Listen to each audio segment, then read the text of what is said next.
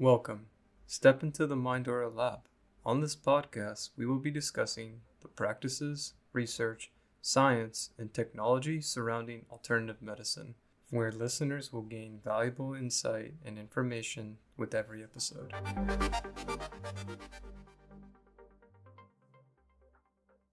Just as a reminder, the Mindora Lab podcast is for educational and informational purposes solely. All subjects discussed on this podcast should not be construed as medical or legal advice. You should always seek out help from a professional provider. Thank you. Okay, everyone. This is episode 11 on the Mindora Lab podcast, and I'm sitting with my good friend, Mac, from Portland, Oregon. How are we doing today, Mac? Doing great. Thank you so much for bringing me on, Dorian. Really cool to see how you're putting this all together and to be a part of it so early on. So thank you. Absolutely. No, this is something that we've been trying to get on the books for 2 months now. And the schedules aren't lining up because of the transition from me moving from Florida to Nevada. So, it's awesome that we have this downtime right now because I know leading into the new year, there's about to be a lot of change. Yep. Nature of being good friends with somebody too, right? It's a lot easier to kick the can with someone like me and someone like you than it is someone you're trying to get on the podcast for a first kind of impression type thing too. Yeah, for sure. But this is awesome. I love being able to connect with the audience and then also bring on people that I know personally who have shared similar experiences. And Mac was actually the first person that I actually connected with in the cannabis industry when I started out in Oregon. So this is going to be a good conversation to understand not only where Mac comes from, but also him witnessing my journey as I progressed through the industry. Yeah, we really grew up together in that way, in the cannabis industry at least. So it'd be cool to kind of get that out there and share some of that experience. Yeah, for sure. So let the audience know, like, where you from and how'd you get into the industry? Yeah, so born and raised in Portland, Oregon, kind of the greater Portland area. I've lived all around the inside Portland, outside Portland, sometimes even Central Oregon, depending on where my life took me at any point in time. I got into cannabis because, well, I sold it in high school. It was something that I was already good at. I knew how to do it to an extent, obviously, completely different beast doing it on this level now, but it was familiar. I had just kind of been like, all right, well, I'm turning 21 around the same time this stuff got legal. I'm tired of running 24-hour, 365 days a year diners. I'm going to try stepping into something else. And obviously, I've always been a consumer of cannabis. You don't sell it in high school without smoking a little in high school as well. So yeah, it just kind of felt like a natural progression for me, an opportunity. I'd always kind of looked at it from the outside perspective as it was kind of boiling up into being a real thing, is like, for someone like myself that doesn't have a background to fall back on as far as like family stuff, that didn't really do super great in school because I wasn't motivated. Right. I was like, this might be an opportunity for me to go in, grind, and make something of myself, because there's no education for cannabis, at that point in time, especially. You either got it or you didn't, and you can learn if you were willing to go for it and try to learn. So it's kind of fell into it in a way. It's kind of been my calling, I guess. Yeah, for sure. I mean, that's you make a lot of good points with there. Well, there wasn't at the time, and let's talk about 6 years ago, where they're offering educations at colleges. Now there's explosion of courses that you can take, from ganjier to being a connoisseur of cannabis to research science and opportunities that are just presenting themselves all throughout the United States. But it really is a hustle culture at the end of the day. Like, no matter what, it always is going to come from that place of the underground. Yep. It's kind of, you look at anything that kind of starts on like the fringes of society and it becomes mainstream. There's obviously mainstream's mainstream. People know about it, but the vibe, the culture inside of whatever it might be, whether it's grunge music or um, techno dancing, and any of those things that are kind of like, ooh, I don't know if that's really for me.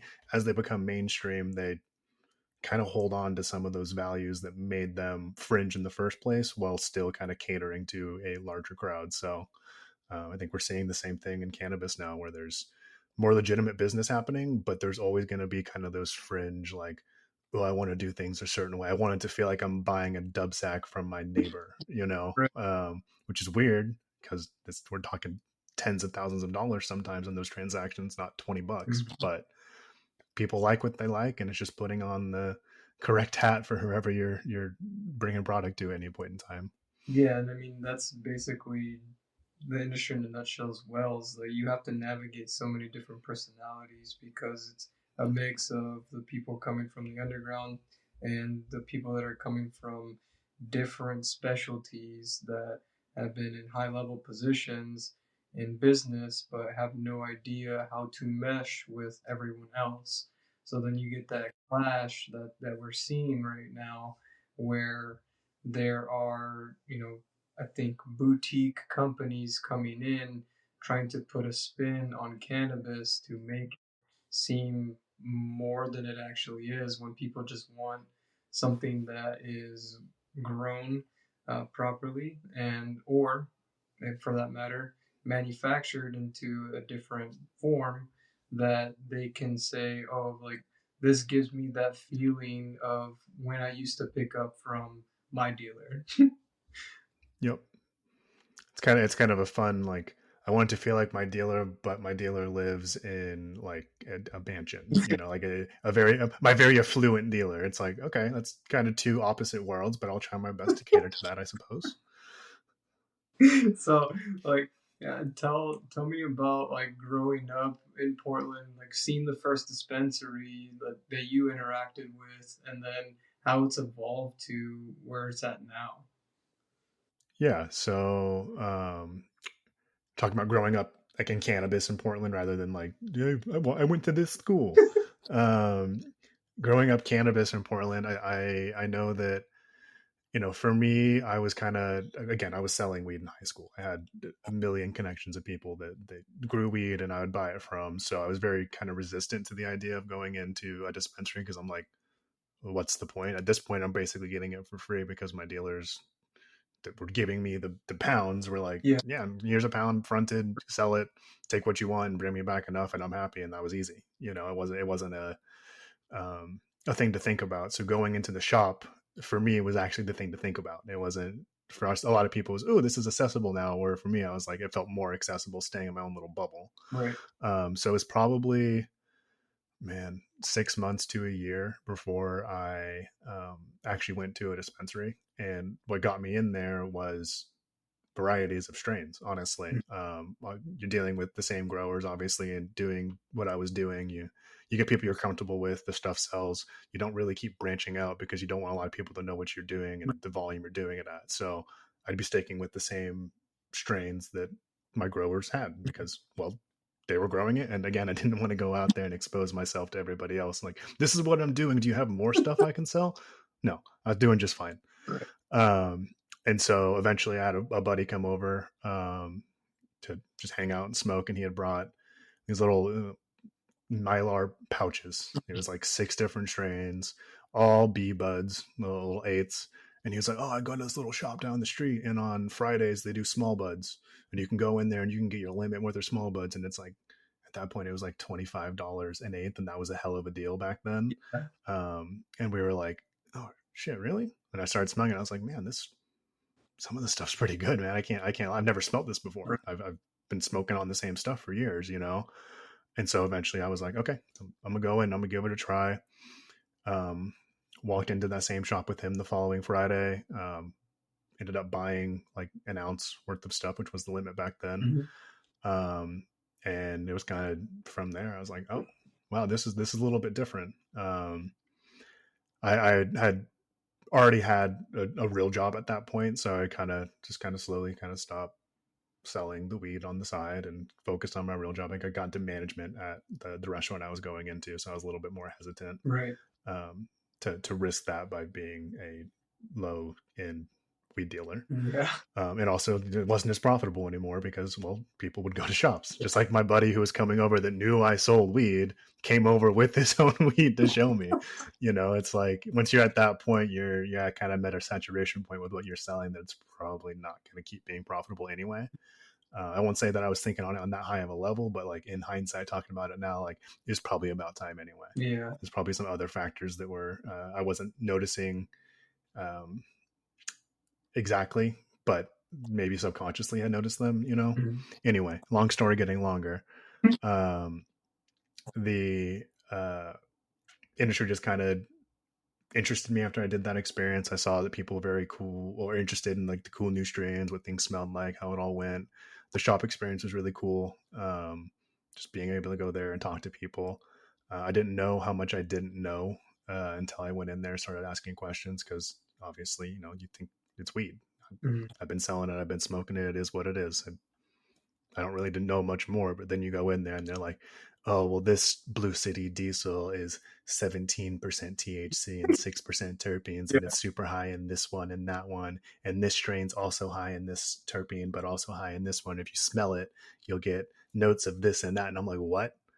This, that's cool. Show me more, And I ended up spending 45 minutes in the shop just bullshitting with a bud tender or whoever will talk to me about stuff. And I was like, wow, this is something I could do. This is cool.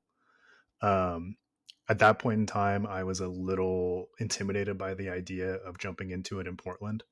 Only reason being is because it's big city. I didn't want to be a little fish in a massive pond, especially because I've always been somebody that's strived to move up in wherever I was doing. I never wanted to be at the job I started at 6 months later. Right. I wanted to continually move up, get new opportunities, and I was worried that had I gone into any sort of work here in Portland where there was lots of other people that were more qualified than me, I wouldn't get the opportunity to grow and do my thing. So lucky enough for me, I had family that lived in Central Oregon, Bend to be specific. Mhm. Um, so I started applying to places out in Bend. Eventually started getting interviews, dispensaries that is, out in Bend. Started getting interviews. Finally got something solid going. Ended up moving into Bend with my brother and his wife, they're her sorry, my brother's wife's mom. So Mhm. kind of an awkward living arrangement, but I had to do what I had to do. Exactly. Yeah. From there started as a pre-roller in the back hiding me. Eventually they're like, oh, this kid might be able to talk. I'm 21 at this point. This kid might be able to talk to people. Let's put him at the front desk. I'm at the front desk and I'm like selling people on stuff. I'm like, oh, go back there and talk to Jim Bob about this thing and you're gonna love it. And then they come back, I'd be like, I bought the thing from Jim Bob. Eventually they're like, maybe this guy's got a bud tend. Started bud tending, and then that was kind of the beginning of my sales journey, to kind of get to where I am today. I feel like I was very long-winded, so I'll make sure that there's nothing else you want to add on or Yeah. ask more specifics about before I continue. Uh, no, I think with how you're explaining, you know, the intimidation factor of getting into bud tending, right? Where you feel like you are just a little fish in a big pond, but there's so many things that most people have to offer to the industry, and yet they don't take that step and get that that feeling of getting over the hump and making sure that that is known that they are interested and they're passionate about it. I mean, the thing that I found the coolest was in 2016 when Vegas went legal, but it took a while for the dispensaries to open up. So I frequently flew into Portland to hang out with my friends that were up there who lived in Vancouver. And then they took me to the first dispensaries where I was able to purchase legally. I think the first actual dispensary that I went to was called Zion, and that's up by Okay. PSU. And Yep. the first actual strain that I ended up purchasing was Magic Hood Durban. and that was, Magic Hood Durban. yeah, yeah, that was the Durban poison that they had, and I was fucking blown away by how sweet the notes were right off the bat when they like gave you the jar that you can smell. I'm like, holy shit, this is actually happening right now. There are states that are incorporating the ability to go recreational and provide this to the public, even if you're coming from out of state. You just have to show that you're over 21 and Yep. proper driver's license or passport. So seeing that and being super motivated to want to look into that deeper gave me that seed for that first time that I did that. So I mean, just like with your experience where you're selling outside of an actual establishment and not really feeling the allure of going into an actual professional setting and being able to sell that up front. I mean, like in Vegas, I got all my weed from a friend who was importing it from Hawaii, and the at dirt before 2016, it was always sketchy to go and like meet up with him to buy half an ounce, right? Because there was one time where we were sitting in the car like outside of this McDonald's and a fucking patrol car parked right in front of us, and he's sitting there like blazed out of his mind, so scared. He's like, dude, I can't go to jail. I'm like, neither can I, but we're gonna sit here and we're gonna pretend like we're having a conversation and we're Yeah. not gonna lose our Act cool, shit. man. Act cool. Yeah, I was like, the more that you give them a reason to look at us through the windshield, the more reason for them to feel like there's something suspicious going on. And I just remember having to talk him off the ledge in that situation because they were just chilling on their break. Like they didn't give a fuck what Yep. we were doing. They're just like, it is what it is. And yeah, no. So like being able to go from that experience and then go directly into a dispensary where it was welcome to be able to smell everything, to look at it, to actually examine everything that you're going to purchase legally and be able to walk out of it and then go smoke it afterwards. It was incredible to me. It's you can't. It's one of those things that you start to take for granted after a while of doing it, but then you go someplace that doesn't have that opportunity, and you're just like, oh wow, I this is different. Like it's a different vibe all around. It feels like you're doing something dirty if you got a little edible with you or something. Yeah. And it's like, no, this is like a thing that I give my grandma edibles in Oregon and it's fine. Like I hand it to her in the middle of a police precinct and they'd be like, yeah, it's kind of weird to do it here, but cool, you know. But over there, it's this huge thing, you know. You're still trying to figure out how you can do it safely. You're buying things to blow your smoke through to filter it out so no one can smell it. Like here, it's just kind of is what it is. It's a part of life, and it's been crazy to see over the years I've been doing this because obviously it gets normalized for you very quickly, Mm-hmm. being in the industry. You know, even if I didn't have the background I had of providing it prior to being in a professional setting, I would have got adapted to it pretty quickly once I was in there. But nowadays, you talk to a general person. You know, it could be a school teacher, preschool, never touched weed in their life, and it's not a foreign thing to them at all. It's Right. just kind of there. You know, it's just like somebody that doesn't drink alcohol but's been around alcohol their entire life. It's like, yeah, I know what that is. It's cool. You want to do that? Go for it. Fine. And it's crazy that you can drive to Idaho. Mm-hmm. I can get there. If I left my house right now, I could be there in 8 hours, Mm-hmm. in Boise. And if I had the weed on me, that I could get in trouble. Yep. I'm sure the college kids over at Boise State wouldn't mind it, but the cops sure would, Um, and it's just wild how different things can be for such a normalized thing for people like you and I that have been around it for as long as we have and lived in legal states for a majority of marijuana being legal in general. Yeah. Yeah, for sure. And then, being able to connect with the experience that you had from starting out as a trimmer to going to a bud tender.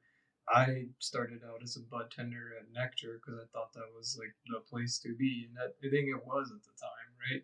Where you could learn as much as you could and climb up that ladder if you wanted to, because they are very structured and they have a ton of locations, a ton of varieties. They're well known, and they carry a ton of different brands. So, being able to get my footing in that door, being able to apply for an OLCC permit out of state and then move there was incredible. So being able to have that opportunity, I think that is the thing that drives the market in Oregon forward, because you attract so many different forms of talent out of state. It doesn't require you to be a resident in state versus Yep. a state like Colorado where you have to be a resident or move to that physical address to get an MED badge.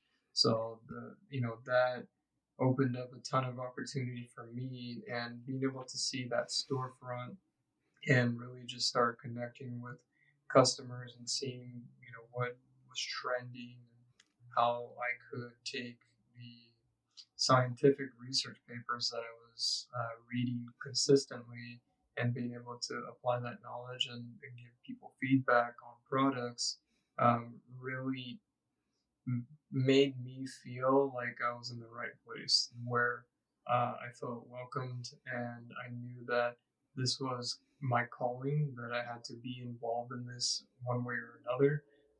So I don't know if you had that similar feeling when you started leveling up. Yeah, yeah. I mean, so that it's funny you say that because it sounds like um, through bud tending, you kind of identified maybe what angle in the industry you wanted to dive into next, being processing for you, because it really, you're already talking about it to the customers and they come and ask about that stuff. So you're educated on it. Right. You already had a background in doing these kinds of things. So you're familiar with it. And then it's kind of just combining those two things. And um, I guess being a bud tender was like your sharpening tool for finding out exactly what you want to do. It honed your what you're drawn to better.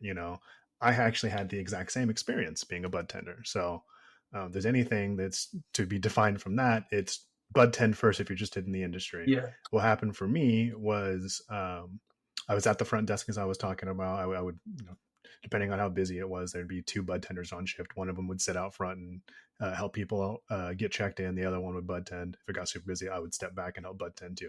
Anyway, um, I'm there one day at the front desk, and this lady walks in and just has this aura to her that I'm like, wow, you're just like friendly, you're cool, you've got just this amazing presence, this swagger that I'm not used to experiencing from people walking through the door. And she has with her like a tote, like a black tote with a yellow top on it. And I'm like, whoa. And she's like, oh, I'm with so and so farm. How you doing today? And I'm like, I'm doing great. Why are you here?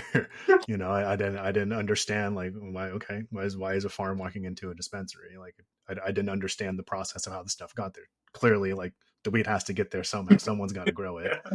Um, and she's like, oh, I'm here to show my flower off. Is there an intake manager in that I can show it to? And I'm like, I don't believe so. It's just me and this other person, but like, I'll look at the weed. I'm curious.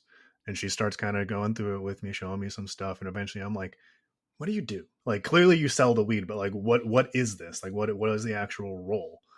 And she explains it to me, and it's, basically door to door sales, but with weed. Right. Like, instead of me being the weed guy and sit at my house and you'd come over and I'd throw something out my window to you and you give me $20 Yeah. in my mailbox. All right. It was, I'm walking into the store and hoping you'll give me $1,000 for a pound.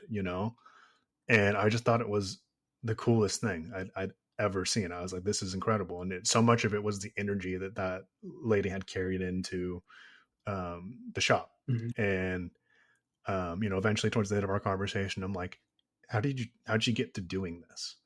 And she's basically like, I applied. And I was like, cool, awesome. Yeah. That's good to know. Yeah.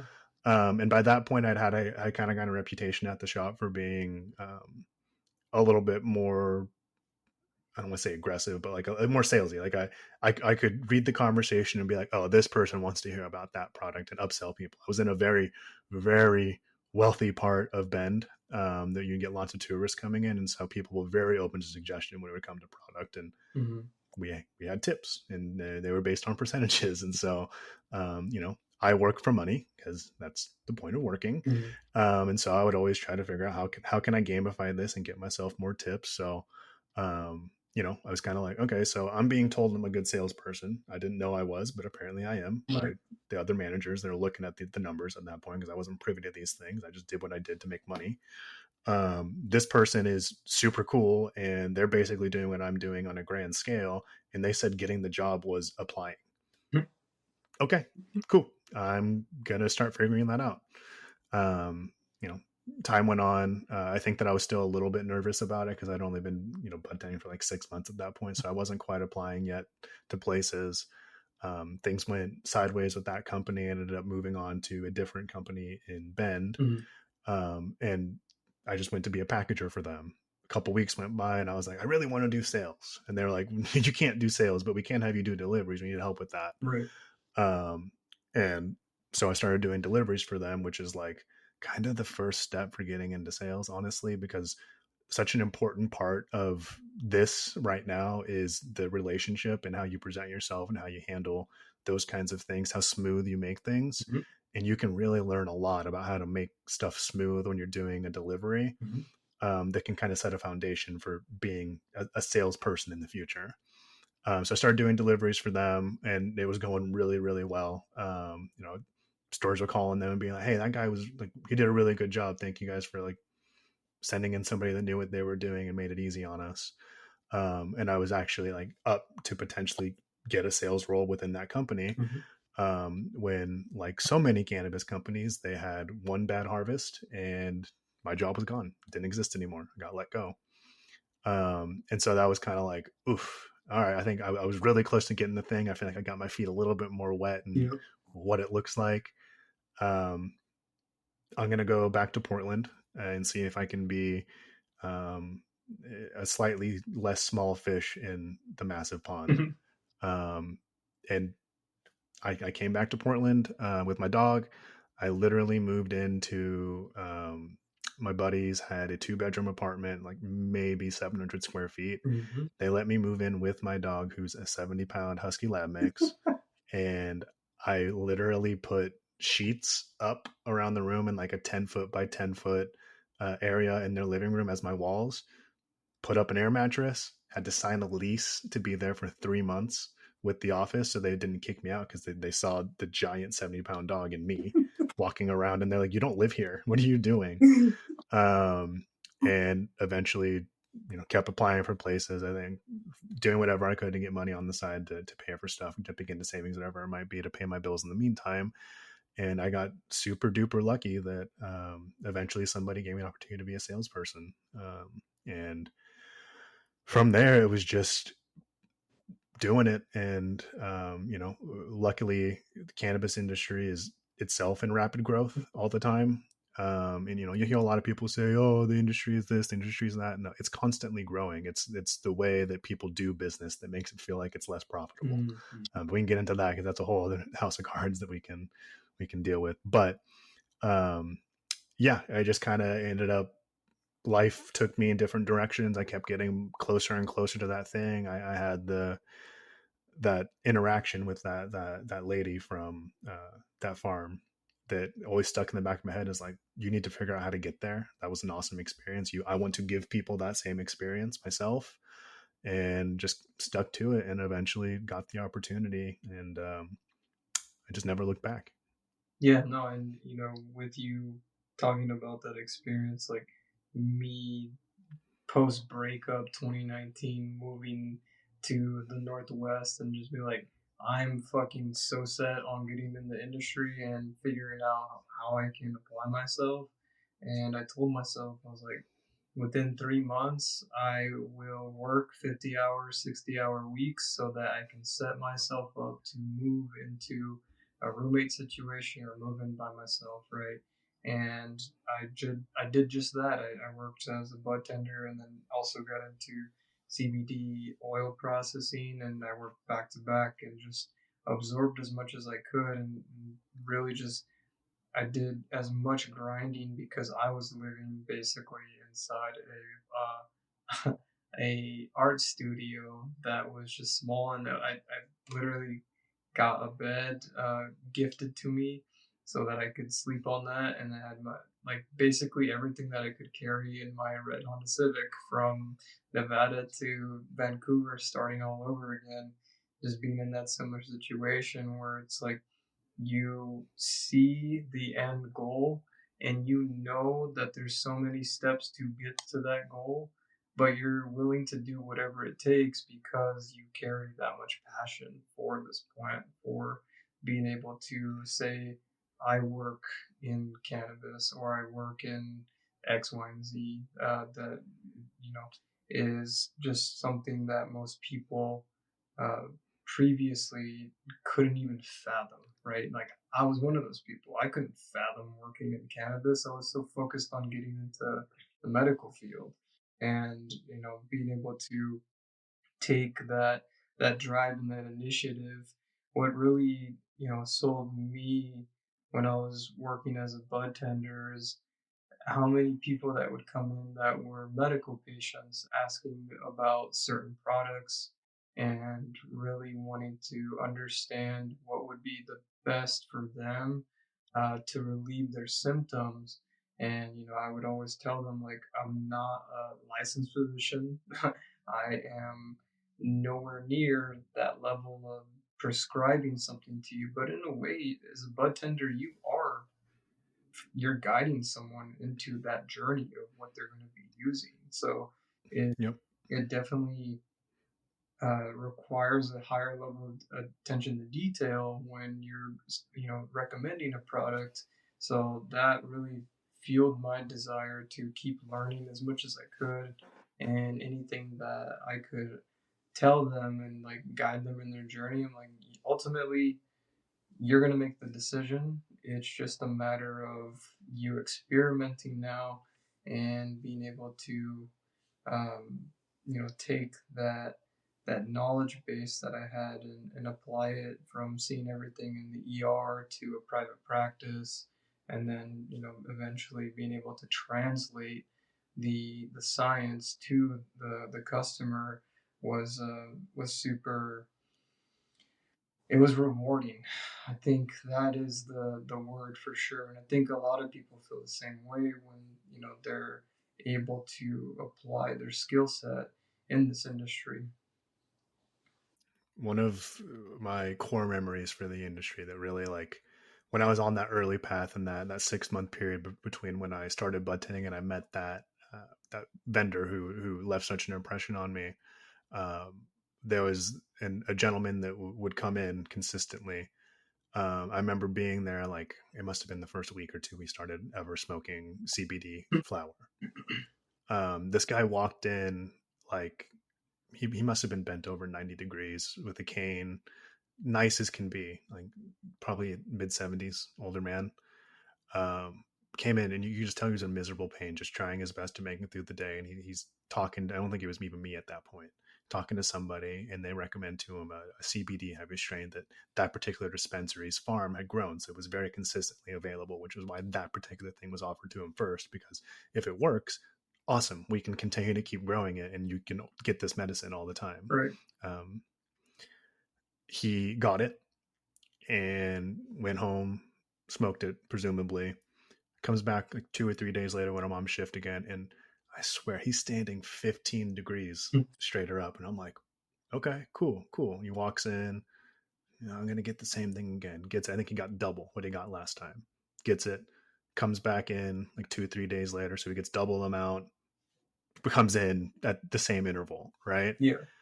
And this time, he's almost standing straight, and I'm like, the fuck is going on here?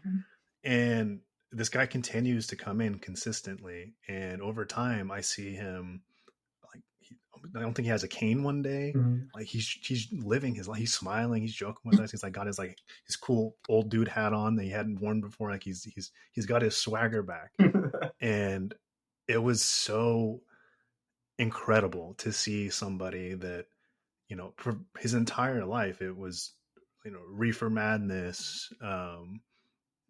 If you smoke weed, you're a loser, you're a dirty hippie, every negative connotation there might be for cannabis. This guy, making assumptions here, had probably been told his entire life.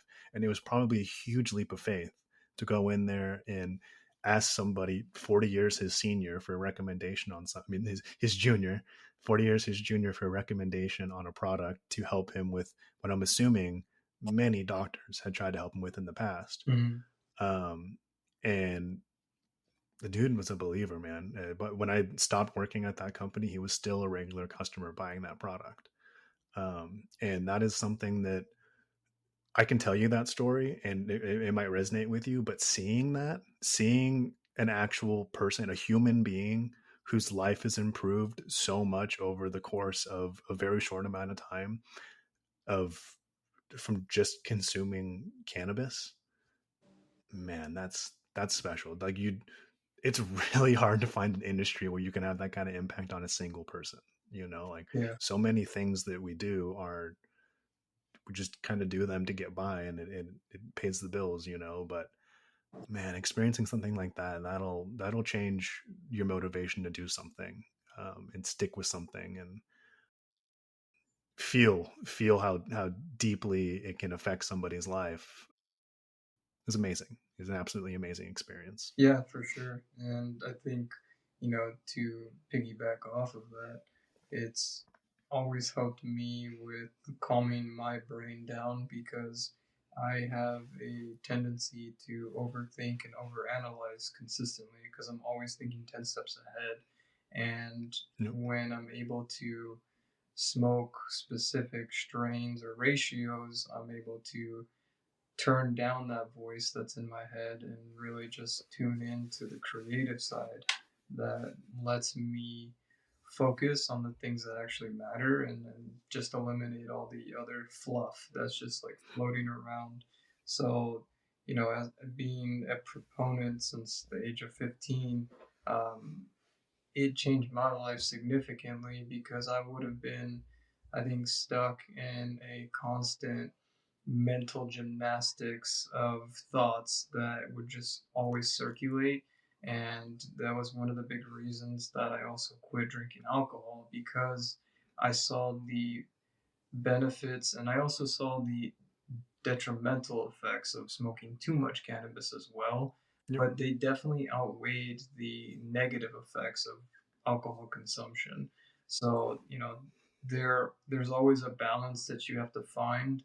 And even for patients, like the fact that he was able to find the balance ratio of flour to alleviate those symptoms, that's incredible. And Yep. that's why you and I connected so well when I was working in the lab doing the processing of from the farm that you were working for was some of the best stuff that I've smelled in a long time. And then being able to use CO2 to extract out the terpenes and all of the cannabinoids was also amazing because at the end, when we were able to get that finished product to you, I remember was it the Harlequin or was it Remedy that I uh, believe it was the Harlequin, yeah.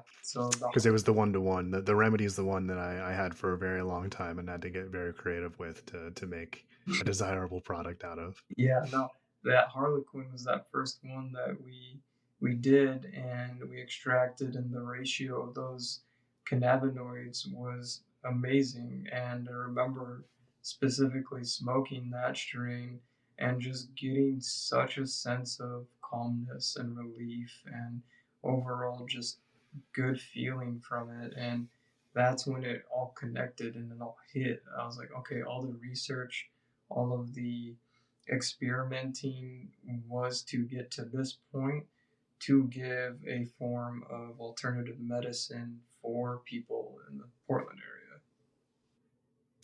I hate to put a damper on this, but it feels like a really good time to segue into the complete and utter downfall of anybody giving any sort of shit about the quality of the products they put on the market and how it can actually benefit people in most states, but Oregon specifically, Yeah, unfortunately. yeah.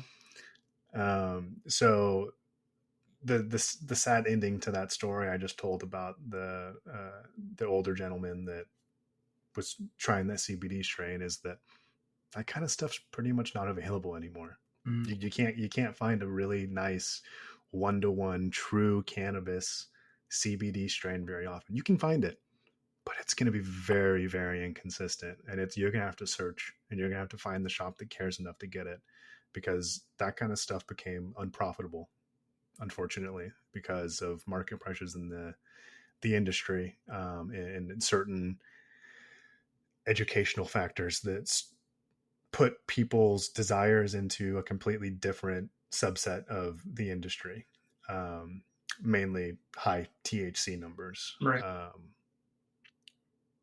We shot ourselves in the foot in Oregon, and it's kind of my perspective on it. Obviously, I don't know everything, but seeing it in the early years, and being a part of it, I was a part of this problem. Was we only really had THC to go by when things first started. Like that, Mm-hmm. that was a differentiator. It smells good, and this one's high THC, right? And before education on the higher level, like the people that are actually selling and growing the product got to be a little bit deeper. Mm-hmm. That was the thing. It was, hey, we got this Hawaiian skunk, and this one tested at 27%, and last time I tested at 19. This 27% must be better, Right. right? Right. No, not at all. That's just the numbers we had, right? Yeah. But because a higher number just feels better to people in general when it comes to stuff like that. Like we know the THC makes us high. If there's more THC, that's better, right? Mm-hmm. That's what we educated everybody on Mm-hmm. for 3-4 years. So anybody that came into the market as consumers in just the legal rec market was being taught that the thing that's important is the THC percentage, Mm-hmm. and that is an impossible thing to get out of people's heads. It's been so deeply ingrained in the psyche of the average recreational cannabis user now that it's the only thing that matters to 90% of consumers. So that means that if you are somebody that is in a very pressured market, as far as price, competition, what's possible to make as far as legalities and the amounts you can sell to a customer on a given day, all those different things, and you're being told by the market that the only thing that matters, the THC percentage, was it a good business decision to keep growing that 1-to-1 CBD strain for that one old man that can walk now? No, it's not, unfortunately. And so we've gotten so far away from the original roots of the industry because of, in the beginning, a lack of understanding of things, and so miseducation, Mm-hmm. and now a greed motivated push to continue doing it the way it is, because it turns out it's a lot easier to grow really, really, really bad weed that has some THC in it Mm-hmm. that you can just process out and turn into distillate or CO2 or anything else, Yep. than it is to grow that really, really nice 1-to-1 CBD strain that you're going to sell to a dispensary for $300 a pound. Mm-hmm. It's incredibly sad to see, but it kind of is what it is, and you can't really do much about it. But that's the kind of the state of the market we're in right now. Is it's not important to a lot of people. You get some really high quality brands that do focus on that stuff, and some of them do really, really well for themselves, but it's because they've carved out their niche, and they carved it out long ago. Nobody's coming into the market now and creating the best products, to be honest. It's just not possible. You got to have a lot of money to play with to get into the market at all. And if you have a lot of money to play with, it's because you play the capitalism game, and you're going to keep playing that game in this industry too, Right. Um, Wild. I call it the Wild West because we're constantly just gunslinging out here, just shooting from the hip, doing what we got to do. And by we, I mean the greater we of the Oregon cannabis market. Um, so it's unfortunate that we've kind of gotten away from those roots, but luckily there's still some companies that really do care. It's just seeking them out and finding them consistently. That's now the Easter egg hunt everybody has to do. Yeah, no, for sure. And I think with more and more educational resources that are coming out from experts in the field and people that are wanting to rebound back to those roots is going to push that narrative forward. I think we are going to get back into having strains with multiple varieties of cannabinoids, and eventually we'll get down from this THC inflation that's happening for percentages. There's already multiple articles that are coming out that basically are in agreement that lab hunting for THC inflated numbers is a real thing. And now the data is starting to surface that's pointing out we need to get on the same page of getting a standardization of testing on board so that we are giving out real numbers to patients who are ultimately buying it. You and I are consumers as well, so we also want to know what's going down. We want to know if the strain that we're actually smoking contains all the other minor cannabinoids, because that's what we're trying to seek as well. I mean, as on top of all the flavonoids, the terpenoids, etc. Eventually, all of that's going to be hopefully in the near future fixed to where we can all agree that this is the road that we should be heading down towards. Um, but why do you think the THC number was the main focus? And who do you think, like, was it the West Coast that started that? Like, where did that originate from? I think it was honestly like the lack of information. I'm trying to think of a good analogy for it. I guess it would be like if you came over from a country that didn't never saw a donut in your life, and somebody gave you just a plain glazed Krispy Kreme donut Mm-hmm. and told you no one, they said this is a donut, and you had no way of confirming that that was or was not a donut, that would be a donut to you, right? Like Right. you wouldn't automatically assume that, oh, there's also maple bars and cake donuts, I can get a Boston cream if I go to the right spot, like you as the person receiving that donut with no other information given to you are likely to assume that the only donut there is that donut, right? Mm-hmm. That's what we did. The only information that we had to give was this is this THC and the strain name, right? When things first came out. Mm-hmm. And so the average consumer, that in this case would be that person from a country that's never had a donut before, is only being told that what matters is the THC. The strain name too, I guess, but well, and indica sativa hybrid, but that's a whole other can of worms I'm not even going to touch right now because that'll just get me angry. But the real thing was THC percentage, Yeah. right? Um, and yeah, I guess it was a default. Like it was what was there. It's what all of us were knew. It was easy. It said it on the little tag on the wall. So, that's what it is. I wish there was a better answer. I wish I could tell you exactly where it came from, but I feel like it was probably just the the way the laws are written and how testing was standardized in the very beginning. It's always been known. When they were doing like the beginning of Pineapple Express, they have that scene of the scientist experimenting, giving the guy weed, right? And he's like, "Oh yeah, this is the best shit ever." He wants pizza or something like that, right? Like we've always known that THC was the psychoactive component of cannabis, Right. right? So when this became something that we were trying to regulate, Mm-hmm. it was, well, we got to regulate the THC. That clearly it's the thing that makes people feel wonky and want to eat the pizza. So we better make sure that we know how much pizza they have to order. You know what I mean? Right. Um, And so, yeah, I think it was what was known. And so when things first started, it was what was talked about and important to test for. And it just kind of snowballed into what it is today, where it's the important thing.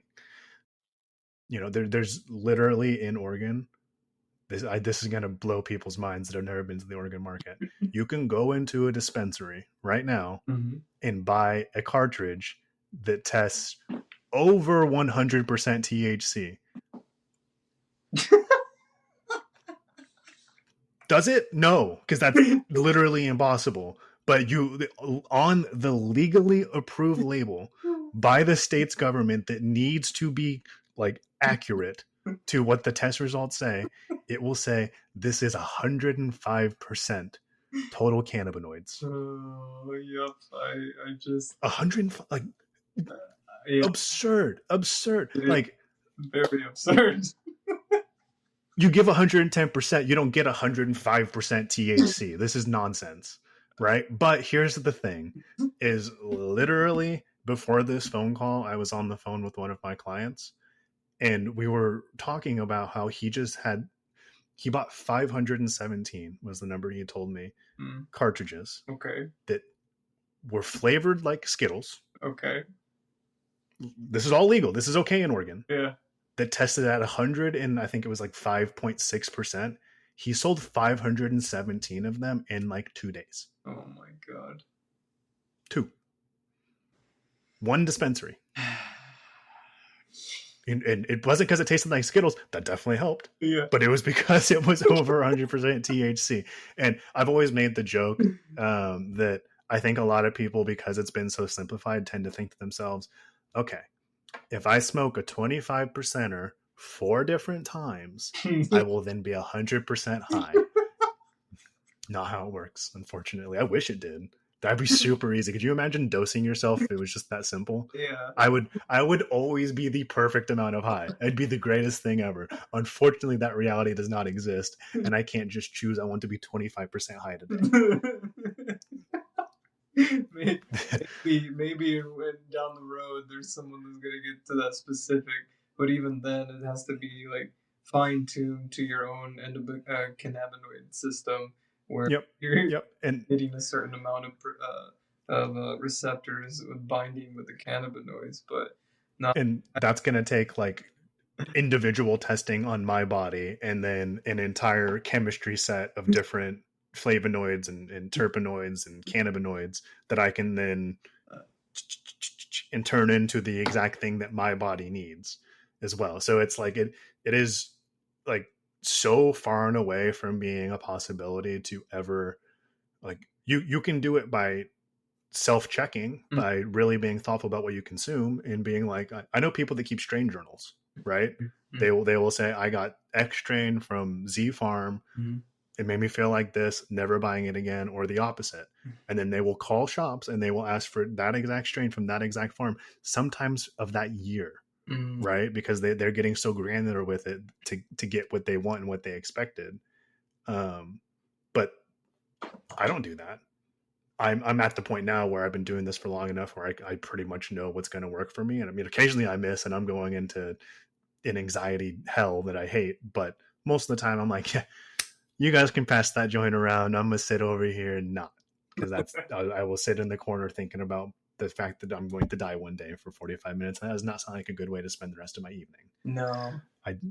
It's wild. It is a wild thing that we've kind of put ourselves into. But again, I don't think in the beginning, at least, that anybody had bad intentions. Because again, I was a part of that problem. Anybody that was traveling to Bend that went to that dispensary that asked me for my recommendation at that point in time, I was going to tell them the same thing. It's what I knew, Right. But that being said, we figured out 4 years ago at this point that there was a lot more to it, and most people have done absolutely nothing to do anything to educate that.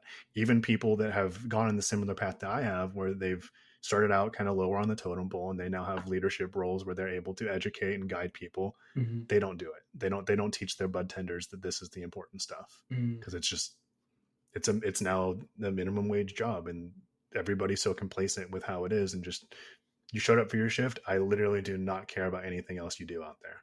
That's kind of where we're at now, unfortunately. Yeah, that is unfortunate for sure. I mean, for the Oregon market, and I don't know about every other state, but I'm sure they're feeling the same type of pain.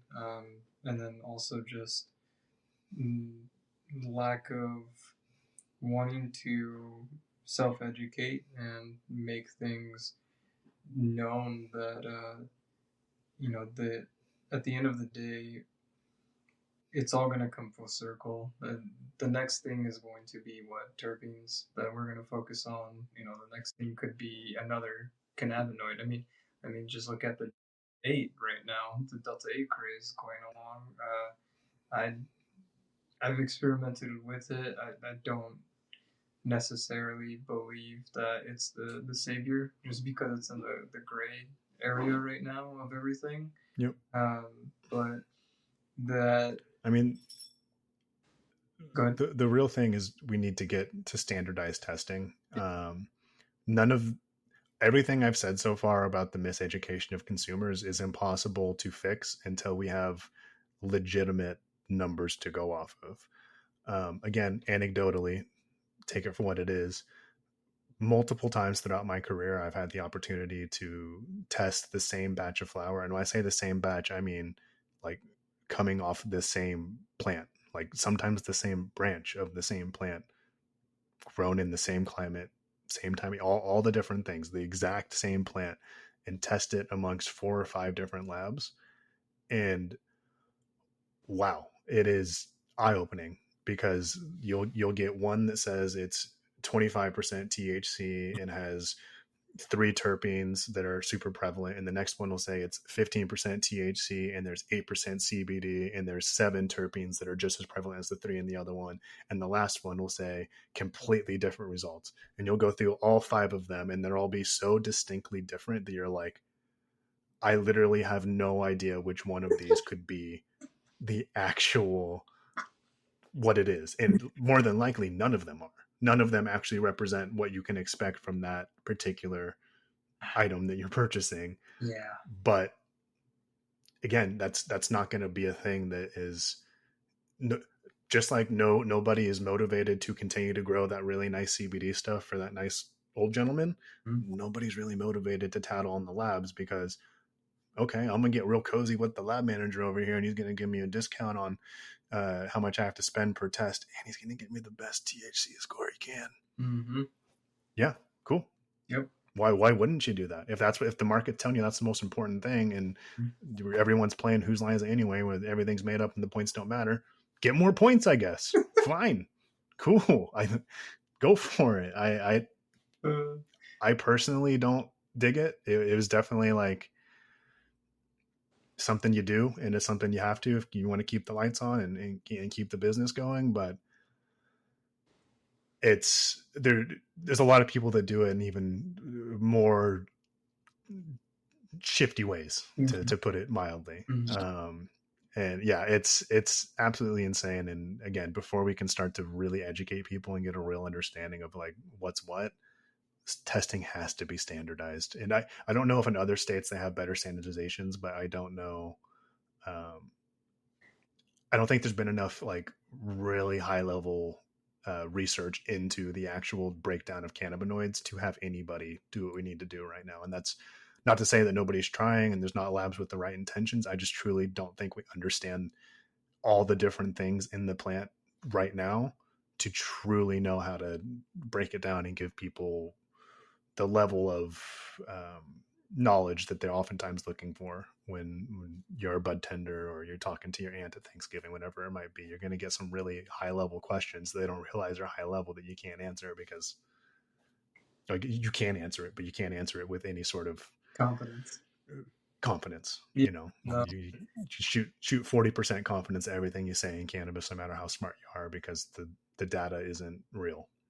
Yeah, this is going to require all states that are currently operating with cannabis companies to come to an agreement. I mean, this is going to have to be United States standardization and then a global standardization, because ultimately all of the scientists around the world are going to have to come together to make this a irrefutable standardization that allows us to examine the parts of the plant that represent the true percentages, right? Where we can say with confidence that this product has this amount of cannabinoids versus another product, or even comparing the same plant, like you were talking about, to have those consistent results come back and be like, all right, cool. Now I know what I'm actually selling. I'm not just selling you a dream. Yep. uh, It'll be really cool when it happens. My hope is that we're kind of in like an age of enlightenment, for lack of a better term, in cannabis right now, where people are a little bit more questioning of things, and they want to know, like, why is solventless make me feel better when I get a solventless edible than when I get a edible that's been made with, ethanol or CO2 or any other kind of compound that can, well, break stuff down, uh, are we? I don't know. Hopefully we are. Age of enlightenment leads to a renaissance, and a renaissance would be super cool to see in cannabis. But who knows? Who knows if we'll get there? My real hope is I kind of look at the wine industry. 20 years ago, you'd go to even a nice restaurant. Maybe 20 is a little bit too short, but you guys will get the idea. You'd go to a restaurant and you'd want to order wine, and they would say, "Do you want white or do you want red?" And that was your options, right? Just like maybe right now you go to a dispensary and they'll say, "Do you want indica or sativa?" And then it devolves into THC percentage. Nowadays, you go to a restaurant mm-hmm. and you can say, unlike a glass of wine, you're going to get a wine list, Right. and you're going to get notes on how they taste. You're going to get notes on where it's from, the year, the vintage, all of those little things that add nuance and balance flavors and give them unique um, tastes and mouthfeels and all the different things that you want if you're drinking a nice glass of wine and you're thinking about it in a high level, right? Mm-hmm. I like to think that, over the next 10, 20 years that we'll start to see those kinds of things. People will start to be like, oh, I am curious about, how this terpene marries with this terpene and how it develops. Or is it, if I eat an orange that has the same terpene and I marry it with that strain that has a different terpene that mesh well together, is that going to do stuff in my system that's actually going to adulterate the high that I'm receiving? Like, Mm-hmm. those are real questions. I might sound like it's completely out of pocket, but like, legitimately, your body is one thing, and if you're Yeah. putting something into it, it's going to affect the other things you put into it. Yep. That's edibles are another big thing too. It's like an edible that is full of artificial flavors and colors and dyes and gelatin and all these other things might have a nice texture. It might taste good. It might look pretty. But in reality, you buy an edible to get high, right? Your body doesn't digest the dyes. It doesn't digest the super crazy sugars, at least not efficiently, Mm-hmm. right? So really what you're doing is you're consuming it. And if it's, let's say it's a 5 milligram piece you consume, but it's full of all that stuff, is your body really absorbing 5 milligrams of THC, or is a lot of it getting held up in the stuff that isn't food that your body isn't recognizing and is coming out as waste? Mm-hmm. Like, it, yes, it is, because you can't, it's like you eat Skittles, that's, you're not getting benefit from the Skittles. They just taste nice. Right. You need, if you're trying to get high, eat an edible that is real. Go get a really high end chocolate edible that's using real ingredients, real milk, has fats in it, isn't full of a bunch of stuff. Go buy a gummy that is more of like a fruit snack than a gummy, because that's going to be something your body can digest. It's like, we're so far away from people like accepting those just kind of basic things. Like, you need, I don't care who you are, I don't care what you tell me, you need to digest the THC to feel the edible. Like, that is For sure. like it's how it goes. And there's so many different things that we're still like kind of piecemealing together. But again, eventually I think that we'll be getting into that more nuanced discussion about stuff where people are curious. They're like, oh, what are the ingredients in here? How does this work? Where is it from? Um, I try to use wine a lot of the time when I'm selling higher end product as like a way to, I call it a bunk on the side of the head, where it kind of makes people kind of reset their thinking a little bit, where they're like, oh, I didn't think about it like that. That is a really good way to put it. And now I can analyze it in my head in a different way. It's more digestible for me. And maybe I can then present that to a customer later and have them digest it in that way. And then that opens up their whole worldview for cannabis. Right. No, and I think with what you're saying right now, there are companies working on getting the or developing the technology for the bioavailability of cannabinoids going into products and being able to have a higher efficacy for the overall state of the experience. So that actually, I'm going to be speaking with a company that I met at MJ BizCon next month, who is working on this particular subject that you're mentioning. And yeah, I think at the end of the day, what we are actually doing is contributing and experimenting to a form of a health industry. And Oh, absolutely. when Absolutely. when you are in that area, there is going to be a lot of nuance that has to be carved out so that the experience can be repeatable for different body types across the board. It's going to take a lot of work, but I mean that's what we do is we drive things forward. We have these conversations, and we just keep making better and better products. Yeah. I mean, to your point with it being analog to the health industry, 100 years ago, and maybe longer than that now, there was people driving around in carts selling snake oil. Like that's where snake oil salesmen came from, where it was supposed to be health stuff that literally did nothing. You know, I'm not going to say that we have a bunch of snake oil in the industry because that's a little bit too deep down there. Everything is going to have THC in it. If it says it has THC, that's just the way it works. It's gonna be a cannabis product.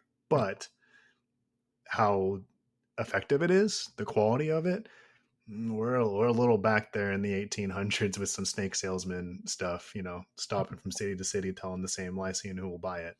But unfortunately, there's some pretty large companies that have sold their oil an impressive amount and are not going anywhere because there's enough snake oil in shops around the state that they're going to be doing just fine, and the demand is there.